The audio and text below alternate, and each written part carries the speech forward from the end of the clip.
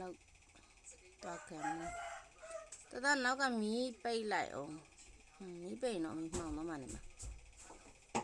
အိုးဟိုမီးပိတ်လိုက်အားကြမီးပိတ်လိုက်တော့မှောင်တော့မှနေမှာလို့ Good morning မင်္ဂလာနံနက်ခင်းမှာစိတ်ချမ်းသာခြင်းကိုယ်ကျန်းမာခြင်းနဲ့ပြည့်စုံကြပါစေခုနှစ်ရက်သားသမီးပေါင်းမှလည်းနေထက်ကနေဝင်အထိစိတ်ကျန်းမာခြင်းနဲ့ကိုယ်ချမ်းသာခြင်းအလောက်ကိုက်မှလည်းဆိုလောက်တချချမွမွေနဲ့ဖေးရန်ကွင်းလောက်ကိုက်နိုင်ကြပါစေစိတ်သွားတိုင်းကိုပါရိတ်ကိုသွားတိုင်းစိတ်ပါပါစေအားလုံးပေါ်လေ